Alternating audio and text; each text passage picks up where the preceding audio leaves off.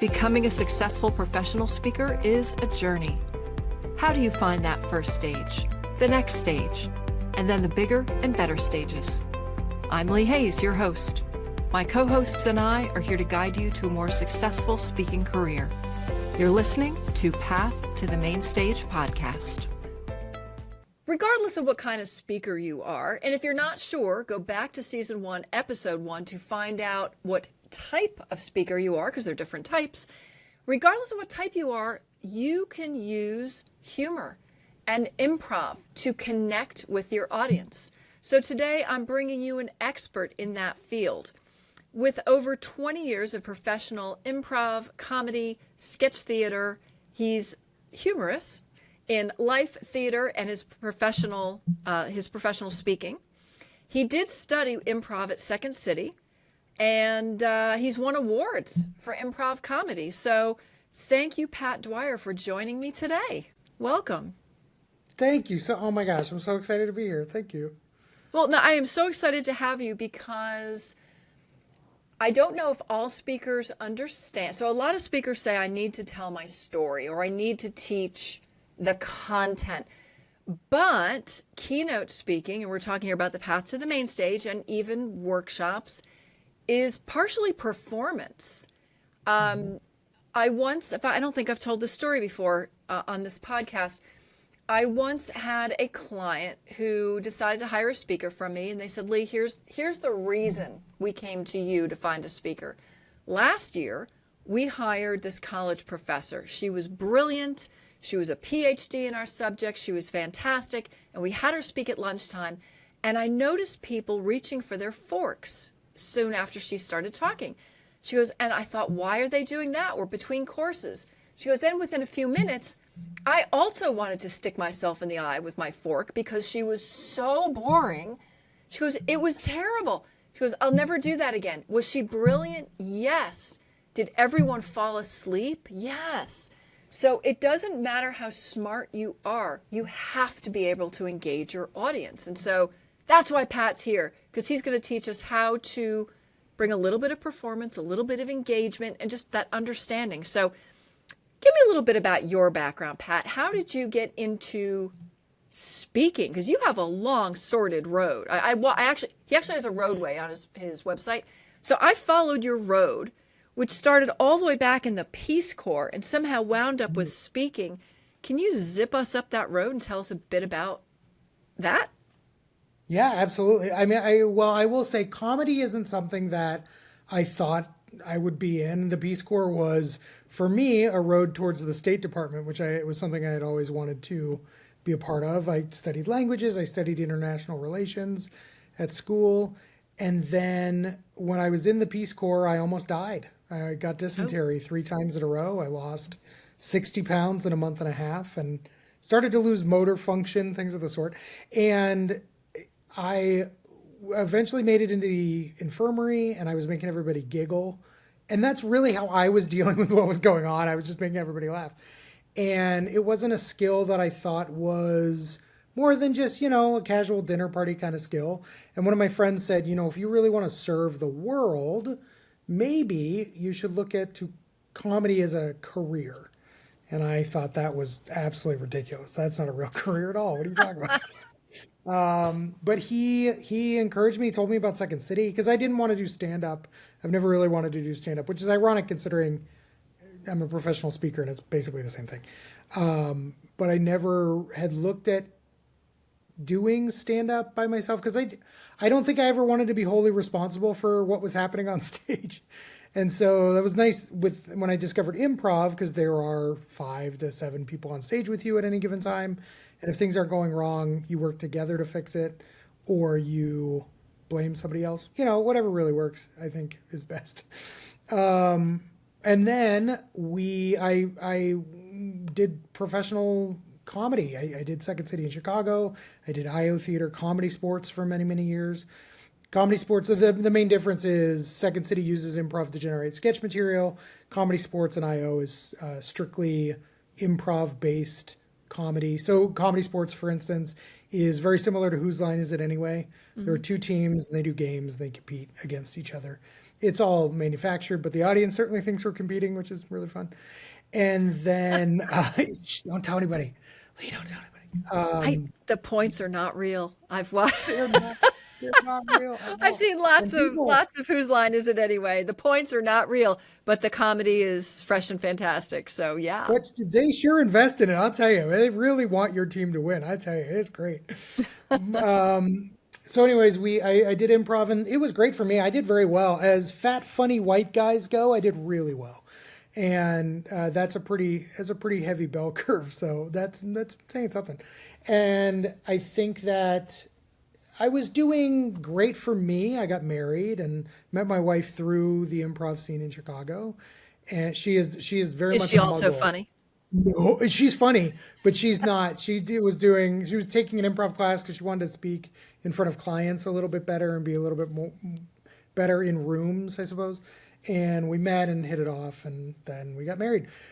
When we had children, I had to figure out how to make money in a way that was more than just these children want to have food, and it's unfair of them to want, I think.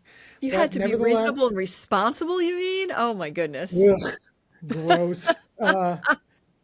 So they demanded things of me, such as food, and I discovered I discovered speaking because I went to meet somebody who's a networker for an organization called Vistage, and Hmm. he was in charge of connecting different Vistage chairs and different Vistage groups around the country. And I said, "You have a pretty good swath of understanding in regards to what is the world. I know comedy at this point. I know how to speak Arabic a little bit at this point in my life, and I worked at Groupon. What do I do?" And he said, "Well, tell me your story." And I started to speak to him. And after about an hour of me just talking, and he didn't stop me, he was super engaged. He said, "Please stop. Just stop talking. Please stop talking." And I went, "Oh, I'm so sorry. I'm not that guy. I don't want that. Oh gosh, I'm so sorry." And he goes, "No, no, no, no, no. You need to be a speaker. You're so engaging. That's a job, and you need to do it." And I said, "I don't know what you're talking about." And then he hooked me up with a CPAE from the NSA organization, the association, and she kind of took me under her wing and taught me a lot about the organization, got me hooked up with the National Speakers Association, and I learned a little bit more. And what turns out was that the time that I spent touring, the time that I spent doing shows, the time that I spent producing shows, the I had already acquired the skills of how to do the business side of this without really understanding that I already knew what I was doing at a pretty high level. I mean, even just writing contracts for a touring company or trying to negotiate with clients and things like that around those things, I figured the theater world couldn't possibly translate to business. And Turns it out I was does, yeah. incorrect. Yeah. And so to walk into speaking already having 20 to 15 years of performance experience and then already discovering that not already, but discovering that I had the ability to have a business conversation has been pretty great and much more lucrative, much quicker than I would have expected. Ah, which is fantastic because not all speakers make a living at it right away, so or even ever. But so let me ask you though, because you're speaking, you do not speak on how to be funny. What are your actual topics? Just give me a high level what your topics are. Yeah, I speak on change and resilience and innovation. I have a couple different topics based on who I am as a person and as a performer. One is certainly called chaotic goodness, which is about finding hindrances and redefining them as gifts, similar to an improv experience. Things go wrong, we figure it out, we make it work. And then the other big topic that I have is called tilt, and that's about how to take when things are actively happening that are not great, how we can strategically use that to our advantage both in the current and in the future, and how to launch ourselves forward in a much more effective way after the event has started to peter out. Okay, and now both of those topics could be very serious topics, Oh right? I yeah. mean, they're legitimate takeaways with how to Mhm. lead your team. So for those speakers who have, and many speakers do have serious topics. I mean, I tend to talk more about business speakers just because that's my area of expertise. But any topic, how do you start to add comedic qualities to it? And we'll talk about improv, which I think is like improv is not the same as comedy, right? So how does one add comedic elements and yeah, and why does that matter? Like, why does it matter if the audience laughs? So I'm going to give you those both questions to work with.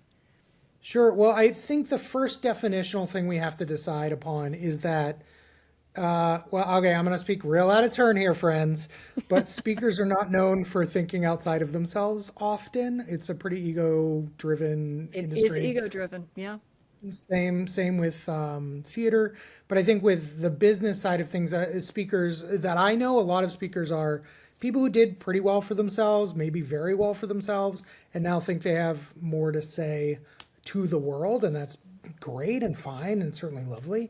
But I think that redefining a conversation with your audience that is not an I conversation, but a we conversation is something that absolutely takes your, what I will call shows, some people call programs, some people call speaking engagements, whatever you want to call it.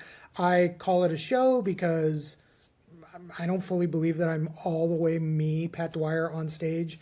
I'm a version that they need in that moment. Okay. And so I think that relating your material while creating a we conversation is a very important way to start the larger discussion as to how we can be funny and what we can do to engage our audience. Because it is our job, in my definition, to not only wow them, certainly, but to meet them where they are in that moment so you can take them to the next place where they need to be. And I think in doing so, from a comedic perspective, what can we do for comedy ends up being whatever they need in that moment. And I think that for me anyways, when I start a show, I, just like I would in comedy, I test 7, 8 different kinds of humor. Ooh, that okay. I'm gonna pause you there and ask right away because okay. that's so important. How do you test? How do you test? Great. So I have, there are several different kinds of comedy. There's physical comedy. There's verbal comedy. I'm not going to suggest anybody goes down the political route, but Because it ain't funny there's nowadays. yeah, right. Ooh, don't do it. It's not worth it. Don't go there. All right. Anyway, continue. No. There's certainly blue comedy, which in the comedy world, that's dirty humor. Not something we usually do in corporate, unless they really, really want that. But I would not. Don't do it. Just don't do that either. It works well sometimes in entrepreneurial because I have some speakers who are like Gary V, right? Gary V works, but only with certain audiences. But he works, right? But yes, the right audience. Anyway, I'm sorry. I keep interrupting. Go ahead. So No. I love it. Let's do this. Come on let's now. do it.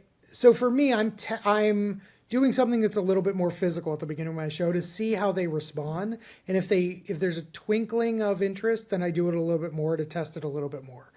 Or if I am doing a verbal based joke, a pun, I'll throw a stupid pun in at the beginning just to see what happens, see how they respond.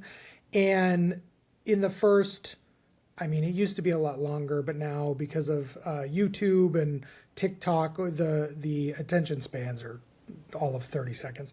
So you have to do it pretty quickly. And that's, I think, where the skill and the craft of this come in.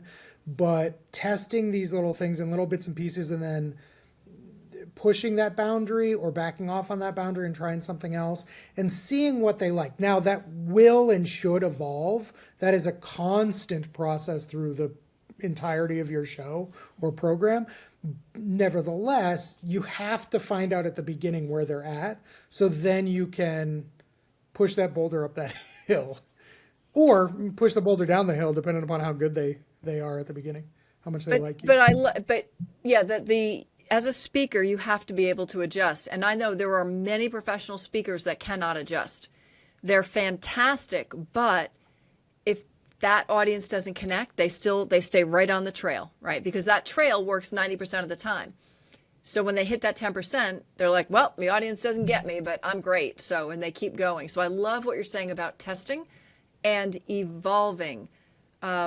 I placed a speaker, not, I don't know, maybe it was 2 years ago. She gets on stage and she's lovely, and the music is going and she's dancing and nobody's connecting with that.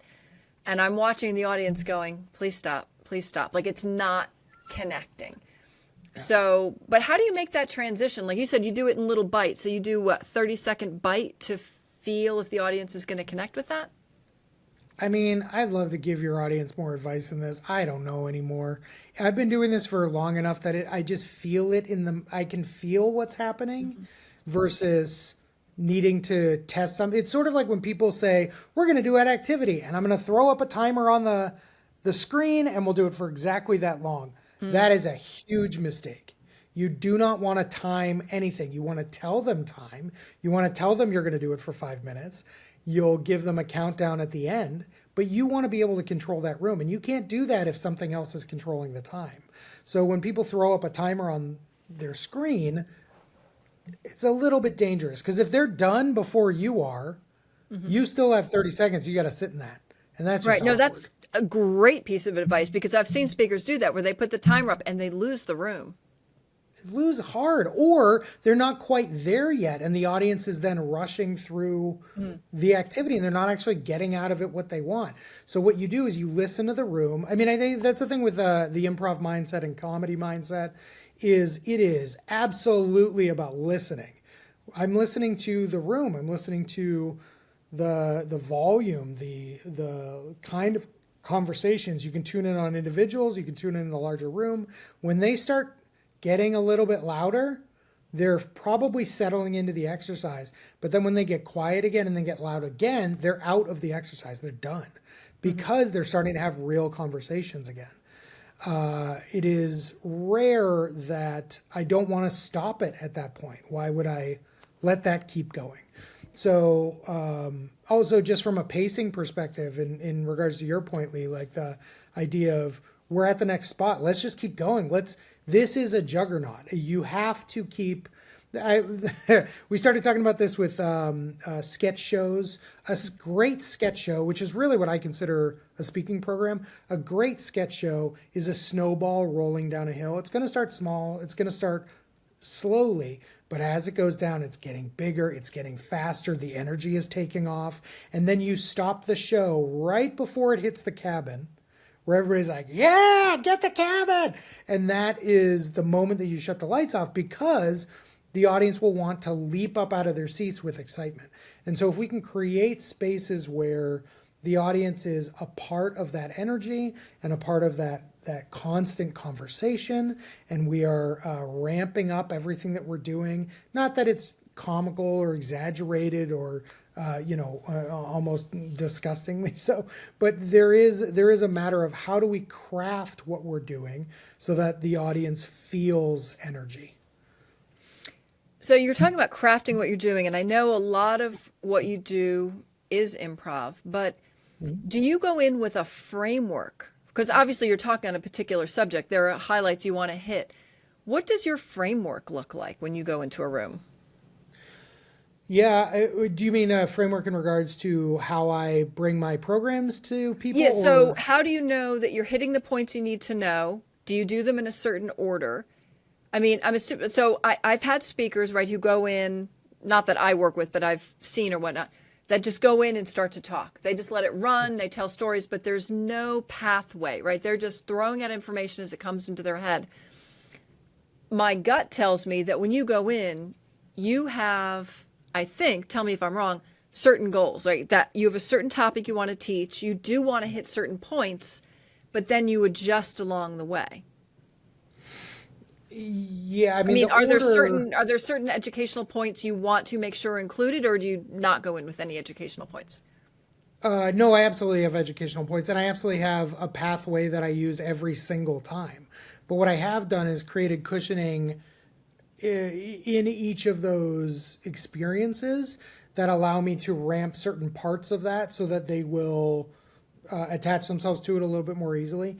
But it is the same show, quote unquote, every time. Okay. How much am I going to play inside of each of those pieces? So I think that there are two sides of the coin, as far as I'm concerned. There is Domino's, which we're going to get back to Domino's here in just a second. Not the pizza, sadly for all of us, but the the idea that if we're looking at the rule of threes, which is standard comedic rule and storytelling rule, Okay, things come in sets of you threes. can't breeze past that, Pat. What are the rule of threes? Okay, the rule of threes. So the rule of threes is that things are going to happen in three sets or in three opportunities. And the reason that is because of humans' understanding of patterning.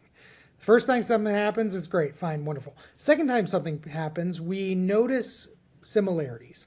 Then we go, oh, wait, is this a pattern? Perhaps it could be. Oh, I don't know. And then the third time something happens, you go, oh, yeah, I did it. I figured it out. I'm smart. And so because of that, we have created the rule of threes in the world. It's good for humor. It's good for storytelling, as I said. It's good for general conversations. Really, what it is helping people understand patterns. And then from a comedic standpoint, the rule of threes is good because you can either use it or break it. And that is really what creates comedy. So pattern disruption is comedy. It is very much music. It is very much math. People think that comedy is a skill that you can't learn. It is something that you can't understand. You will inherently be good or bad at it. I'm going to give you that. But so will you be at math. So Right. will you be at music. Not everybody's going to just be great at it. It's not how it works. So with the pattern disruption, for instance, a knock-knock joke, the reason why a knock-knock joke works is that we think it's headed in a direction. The pattern changes based on our current expectations or understanding of the material, and then it's funny. So knock knock, who's there? Something is at the door. Great. Oh, we know everything about this thing at the door, but do we? And then that's inherently funny. So I'm not going to elaborate on what is a knock knock joke. If you don't know that, friends, go Google it, pause, Google it, come back. This is a different problem. You're We have way much too different young if you don't know what a knock knock joke is. Get Calm down. old like us. That was standard fare. Anyway. Back before Google doorbells, they had a thing where you had to actually knock on a yeah. door. It was weird. And then around Christmas time, sometimes you would knock and there'd be a face in the door and there was a guy and then he was like a ghost man. It's all right, different problem. So the thing with the rule of threes helps us understand how we're going to create our shows as well. Because for the most part, we're going to have three main topics. We're going to have three main speaking points. Okay. And how we progress through those topics is going to be how the audience learns us. The rule that I live by is the first 2 minutes of your show, you're not only testing your audience, but you're also teaching your audience how to watch you. You're teaching your audience what they can expect and how they can expect it. So for instance, if I were to say to an audience, all right, who's with me? I better do that. I mean, as annoying as that is, I better do that more because I'm teaching them that I'm going to be checking in with them. If I am talking to somebody in the audience, it's if I break the fourth wall. For those who don't know what a fourth wall is, in theater, the fourth wall is the line between the stage and the audience. And the breaking of the fourth wall means that it doesn't exist anymore. There's no wall. The actor would see what would be a normal wall with doors and walls and windows. Doors and walls and windows. Good. For old people, I'm jumping with Yeah. my age again. If you were a Magnum PI fan, and now this was Magnum PI with Tom Selleck, right? He was famous for that. He'd be in character on this TV show, being this PI, right, doing things, and suddenly he would just look at the camera, and say, and you'd be like, oh my God, he saw me in the living room. Like, how did? So I think that's a classic for old people. That's a classic example where he's in character. He deals with characters, and then suddenly he just focuses on the camera, and you feel like the man just sat in my lap. Like, what happened? So same thing on stage, right? As you're engaging with your surroundings, and then suddenly you talk to an audience member, and they go, "Whoa, I'm absolutely. here." Yeah, and just to be clear, if Tom Selleck sits in any of our laps, that is a good day. That is a good day. Good. A great day. Oh my as far as I'm God. concerned. Yeah. I think that like to have an opportunity to connect with your audience and make it we again, going back to the egocentric nature of this and that it is a show, this is theater. We do not admit to ourselves often enough that what we do on stage, it's a stage. This is live theater. You are going to be constantly in conversation with your audience.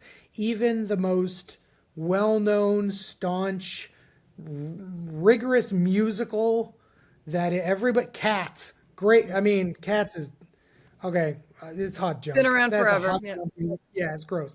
I don't like it, nor should you. That's all I'm saying. But But somebody does. we all know, yeah, somebody does. They're hopefully, I'm sorry, I just unsubscribed 5 people for you. I apologize. That's okay. But we know all the parts of that. We know what it's supposed to be. But I bet money down that there's an audience applause that goes a little bit longer and they have to sit in it. Or there is a moment that something doesn't go quite the way it should. Mm-hmm. And they have to acknowledge it. They have to admit that something is happening, either through silence, a moment of a recognition. Something will happen that makes it an experience that will only be replicated or will be unable to be replicated ever again. And that's part of the reason why I liked improv, is because we're just leaving it on stage. There's nothing about that can ever happen again. We can try to craft the moments that we really enjoyed and put them into sketch, but it's never going to be exactly the same. And so I think once we can admit to ourselves that this is live theater, what can we do to engage the audience as if it is live theater? And what can we do to make sure that that room exists as that room in that moment and give them an experience that only they can ever have? And we'll talk about, I think the goal for me every time I do a show, and I think I would encourage this to everybody else that I ever speak to, is you should have at least one moment in your show which is nothing you can plan for, but something that an audience would want to recount to their friends and be wholly unable to do so. Is it possible to give an example of something you've done that fills that? Because that's so interesting, but I need an example. Can you share? So, yeah, there's kind of 2 ways to do it. Something that, like, for instance, if something is happening in a room and I see somebody in the audience, I go, yeah, you get it, right? That guy knows. Okay, here's a good example. So for a few years ago, I was doing a show for a bunch of Wisconsin government pipe layers. Oh. Yeah, I know. I might as well. Wisconsin government pipe layers. They were like the burliest, scariest. Both men and women were the scariest people I've ever met in my life, and they were not interested in comedy, not interested in improv. Nothing about this was going to happen, and in a way, I don't want to use this example, but it's sort of like when they say like go into the yard and punch the biggest guy in the room. Sometimes at jail, you're just supposed to shiv the strongest man. I've never been in jail. I'm sorry. I have not. Okay, I thought you were revealing something here. All right, but we'll use our imagination. Okay. Yes, and? But there was a guy in the front row who was the grumpiest of all, and I, somewhere in the middle, was just like, this guy knows. That guy probably likes all sorts of stuff. Oh, you like... What, like the Backstreet Boys? I bet that guy likes the Backstreet Boys. Yeah, you like the Backstreet Boys. And I made it through the rest of the program. They giggled at it a little bit. And so I just kept needling away at it. And I made it this bigger thing that this guy loves the Backstreet Boys. No matter what, he just will listen to it when nobody's watching. He doesn't want to talk about it, but it definitely happens. And I made this like story inside of the show that it was a story on top of a story that was happening. I found out years later that for their Christmas party, they gave him a ton of Backstreet Boys stuff. And every time he opened it, he was like, I don't want this. Why are you giving this to me? And that is something that those people in that room will totally try to share, but will never truly explain why it is fun or what it means to have been in that room. And I love the skill that you're talking about, which is connecting with a single audience member can actually engage you with everyone. How do you pick the biggest guy in the yard? Is that the secret? Like, what is the secret or a secret to engaging with someone? And should you do that every time? That maybe sometime during your talk there's a moment where you engage one person? Yeah, well, I think it's less about engaging someone and letting the room know where that fourth wall is. So, again, I'm going to do it. Going back to cats is the only example, unfortunately, I can think of. We've So, disparaged cats. You may as well go all in, Pat. Just trash I must cats. have Okay. listened to the musical before this. I don't know what is happening today. So, the musical Cats, when it first came into the world, in Broadway, they had built the theater so that you were sitting in a junkyard. So there was junk all over the walls, and like there was entering into the lobby, there was pieces of junkyard everywhere. And then the beginning of the show, the cats come out of the audience to get to the stage originally. So from that moment on, you didn't know if, I mean, I'm going to use the word safe. You didn't know if you were safe, but you also didn't know where the show was going to come from. And for us as speakers, that that thought allows an audience to be wholly engaged in what's happening, what's being built in those moments, because they don't know what they're a part of necessarily. So for me to pick either somebody in the back of the room who is, the best rule I can say is underneath those, every corporate space has some can down light that like is to light the room, but there's one person who sits right underneath it and their bald head is shining into the space. And that, if we use it from a theater perspective, that's your well-lit guy. That's the guy I'm going to talk to some of the time. Or if there's cameras in the back of the room and you go, hey man, look at those cameras back there. Isn't that great? That's all I have to say to let everybody know that I can see everybody between me and those cameras. And now nobody knows if they will get called on. Not that I'm doing that. I never call on people, but they just don't know where the show starts and where it ends and what are the confines of the program. And they will inherently be deeply engaged in what's going on. And I love you're adding an awareness, like you said, that you're connecting with the audience. You see them, they see you. It's a beautiful connection. So I'm going to circle back to a previous question, which is just a fundamental. What's the difference between comedy and improv? Ooh, that's an interesting question. So I think that the difference, well, comedy is the act of making people laugh, right? Right, and I guess And comedy is generally scripted, right? That like yeah, you have a joke usually. and you have a start and a finish and a punchline and Right. I mean, improv comedy is certainly those things. We just do it as we're making it up on the spot. I mean, that's really the difference. But improv in general is, accepting what's happening, taking it, using it to your advantage, and moving forward into the scene or whatever you've decided to create. There are two kinds of improv comedy, at least. There is what they call short form and what they call long form. Long form is you take one suggestion and then the actors make up a play basically for 25, 30 minutes. And there's a lot of different kinds of structure to a lot of different versions of that you can do that help. But again, they all come in threes, all of them. And then short form is, again, more like Whose Line Is It Anyway? It's lots of games. It's lots of short scenes that kind of combine on top of each other. And so usually with the games, at least, you're taking away one element. So if it is location or some hindrance for a character that makes their job harder to do, or so if that game, for instance, is like sit, stand, kneel, I was one just person thinking always that. has to be sit. Oh, sorry, what? No, I was just thinking that sit, stand, kneel, or whatever. Yeah, Yeah. So one person always has to be sitting, one person always has to be standing, one person always has to be what was the one I sit, stand, kneeling? yeah, So kneeling.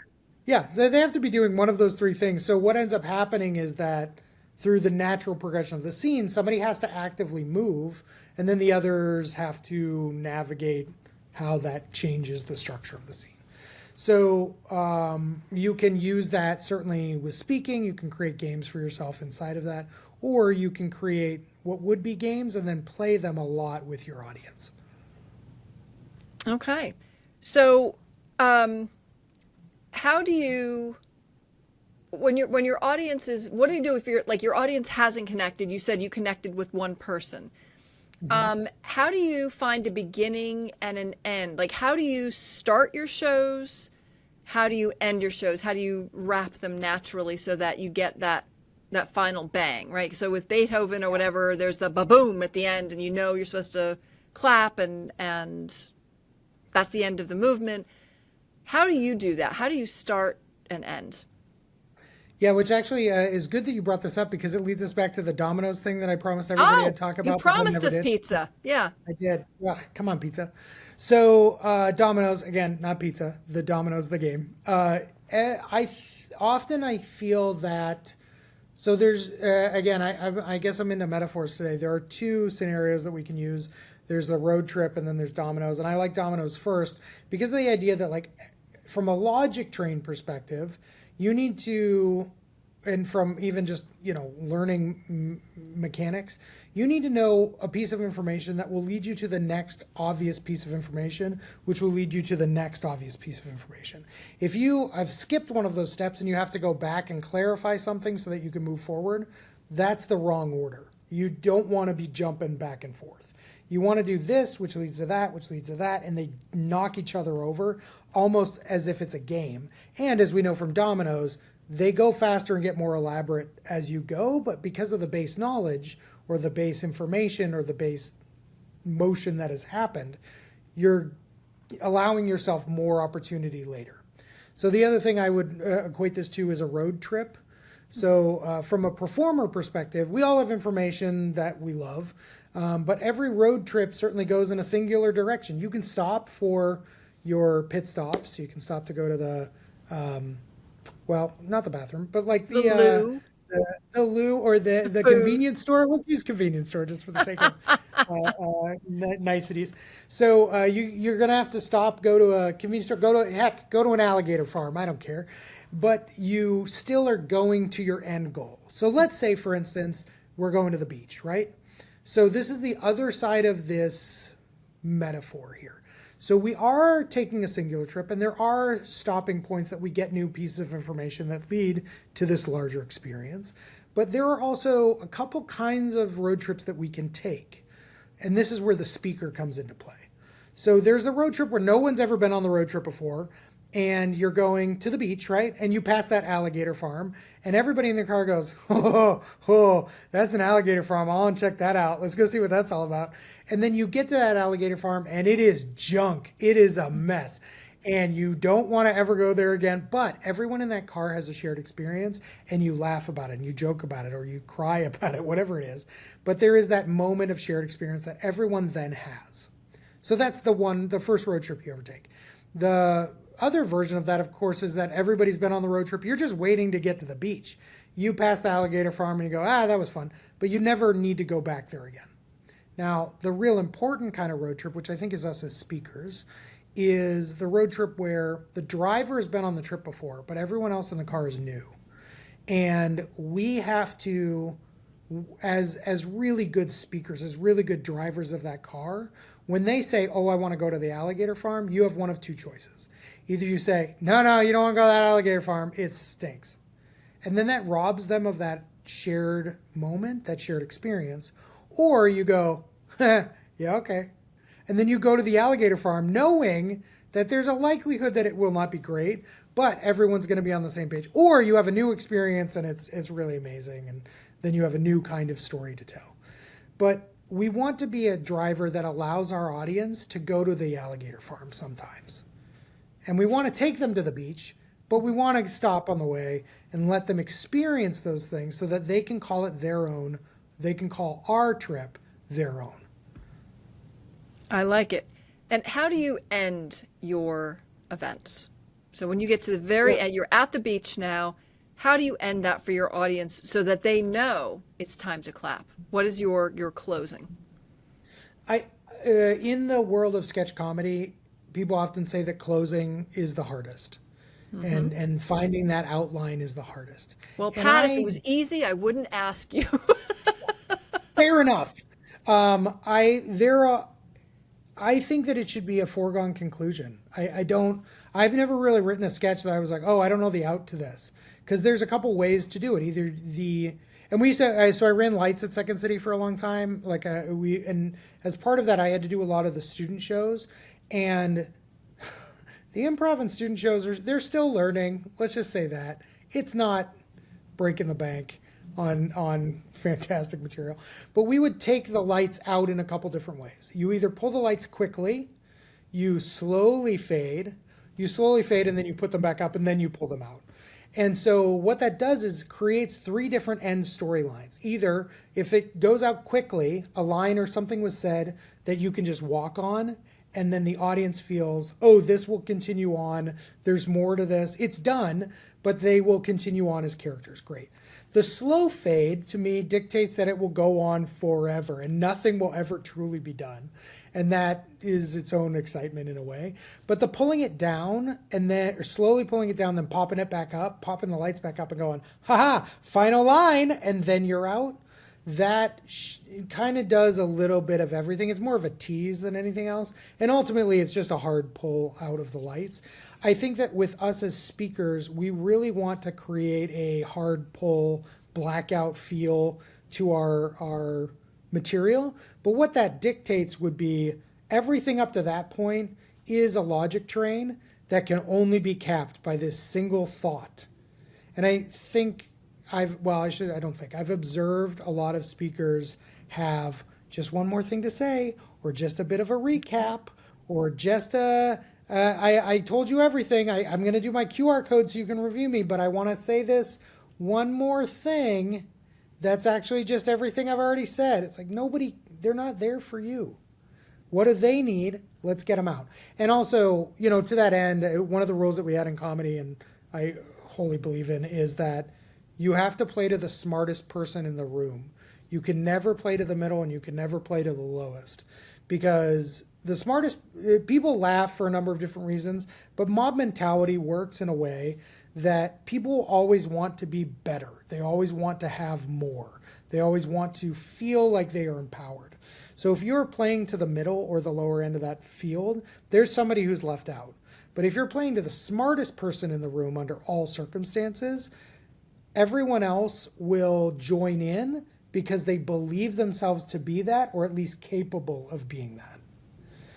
Versus the one person who's at the top or smarter than everybody else, or whatever you want to call it, that then isn't having a good time. And that affects like a drop in a bucket. It ripples outwards as more people just are not having fun. All right, so you got to capture that person. I like it. Yeah. All right, Pat, got a wrap here. Here's my question to you, because we've just been, believe it or not, we've been going a long time. Here's my question to you. If you had one piece of advice to give yourself to your former self when you were starting speaking, so now you're very experienced, if you were to go back and go, Pat, this is your first speaking stage, your first keynote, what advice would you give him? My advice would be that they don't know as much as you think they know. I believe that when I first began this, I was really worried about what an audience would think of me, if my credentials were there, if I was going, because I was just a lowly performer, But I think that an audience hungers for entertainment. They hunger for knowledge, certainly. But I think ultimately we are getting hired because we are good on stage. And also you get something. And I think that if I could have known that a little bit earlier, that probably would have allowed me to just have more confidence in those first few shows that I have now discovered that it's my party and that the audience is coming over to my house for my party. Well, welcome everybody to Pat's party and your party, right? You're the speaker, it's your party. I love that piece of advice. So thanks everybody for listening to Path to the Main Stage, and I'll see you on the next episode. Thanks, Pat. Thanks for listening to Path to the Main Stage. If you enjoyed the show, please subscribe wherever you get your podcasts. And for full video episodes, check out YouTube. If you want to be a successful speaker, you need to make it happen. My co-hosts and I are here to help guide you. But if you need more help, please check out pathtothemainstage.com. And until next time, keep sharing your voice, keep showing up, and keep taking your path to the main stage.